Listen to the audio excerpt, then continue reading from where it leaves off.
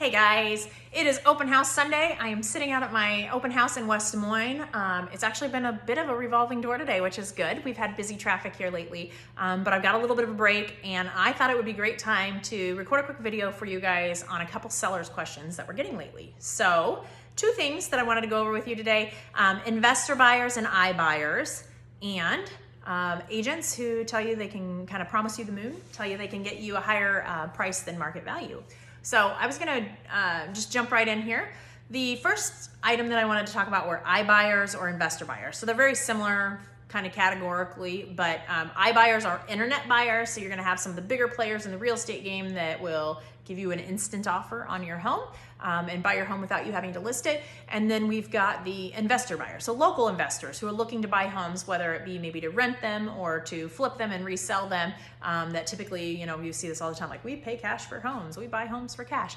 I get a lot of questions from people on, should we sell our home to this cash buyer?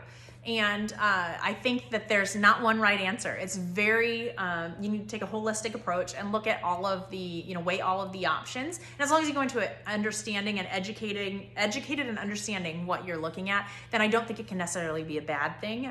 It just depends on your scenario. So we work with a investor buyer that buys homes for cash and does this, a couple of these a year, and it's been a great scenario for several people. It's worked well for them. So the only caveats I would say is you have to remember that these investors and these iBuyers are businesses. So their end goal is to make money, right? They're not going to pay you the highest top dollar for your home because they're not going to make money in that situation. So, there's a lot of layers of the onion you got to peel off. So what's market value? Hey, we're gonna have to pay a real estate agent when we resell it. Hey, we've got these expenses and overhead and we want to make a profit. This is the number that you're getting. So it's often going to be quite lower than what you would experience for market value. But, if you're in a situation where financially you just need to turn your house quick, or if you're in a situation where there's a lot of work that needs to be done to your home and you just don't have the money to put into it right now to get it ready to sell, those can be really good scenarios for a situation where to sell to an investor. So the only caveat I would say is please, please, please read the fine print. There are a lot of these folks out there that are just nickel and diming people, and it's in the little fine print. They'll say they're going to give them a certain dollar amount, but then there's all of these different fees and things on top of it, and you need to be careful with that. I've seen some iBuyer fees that are 2 and 3 times what you would pay a real estate agent to sell your house. They didn't realize that until the end. So I think you just have to be really careful. Make sure you're reading the fine print. There's great real estate attorneys out there that can help you dig through the fine print and make sure that you understand what your bottom line would be. And so I would strongly suggest you just talk to someone, have all your ducks in a row so that you can make an educated decision. Okay, so let's go into the second issue. Agents that kind of promise you the moon. So we have this all the time where we go into a listing consultation and we've been told, hey, we're up against another agent. So a lot of people like to interview multiple agents, which is not a bad thing. And but we're hearing these conversations on people that are promising these people a price that's just not within market value, and trying to explain to people how we come up with market value. And also, I want you to hear this really loud and clear. The agents don't make your market price. Let me say that again. The agents don't make your market price. The market determines the value of your home. So an agent can promise you any number that they want. That doesn't mean that the market or the people that are wanting to buy are going to pay that for your home.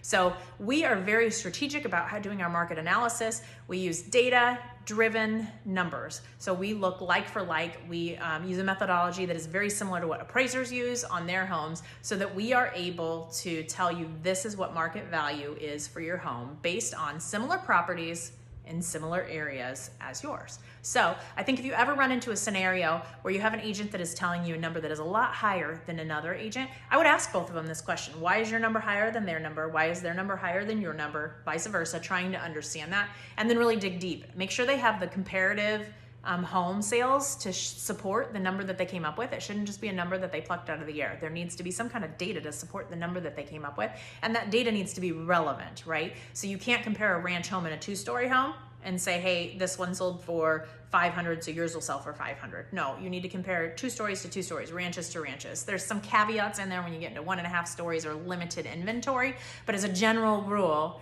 you need to compare like for like, and the same areas too. So you shouldn't be comparing Altoona to Norwalk And you shouldn't be comparing even, parts of Des Moines that are Southeast Polk schools versus parts of Des Moines that are Des Moines schools. If you've got comps within that same school district, you need to keep it within that same school district. So as close to like and similar homes as you can. And then you need to make adjustments down and up, right? If you've got a house that sold for $300,000, but it's 100 square foot bigger, you need to adjust down for that 100 less square feet. So there's a lot of things that come into play into getting the right market value. But the thing to remember really is that there are, unfortunately, either uneducated agents or unethical agents that will throw out a number out there just to get you to list the home with them. And I'll tell you, we'll list your home for whatever you want to list it for. That is your decision. But I'm not going to tell you a market value that is different than what the value of the home is. And a lot of people say too, why would people give me a number that's higher than market value? They don't get paid a commission unless they sell my home, right? But in the real estate industry, we do say listings lead to leverage. So listings get you leads. You get buyers off of listings. So there is a benefit to having listings as a whole.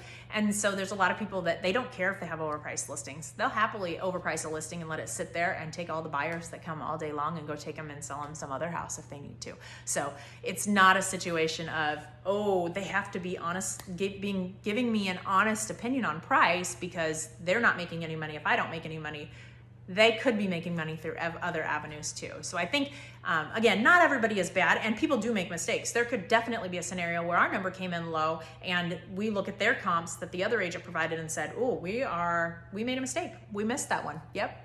So I think that, just asking those questions, being very vigilant about the numbers that you get. And when you're interviewing agents, not just taking it off of the top dollar that they give you and saying, they're going to get me more. That's the one I'm going to go with. So anyway, that's my 2 cents worth on your seller issues. If you guys, or seller questions, if you guys want to talk to us about selling it all, it is a hot market right now, especially in certain price points. We're still seeing those multiple offer scenarios and homes selling quickly. It just depends again on the area and the price point. We'd love to talk to you, kind of let you know what your home would be worth, help you weigh the options to see if it makes sense for you to sell your home right now. So hope you guys have a great Sunday and we'll talk again soon.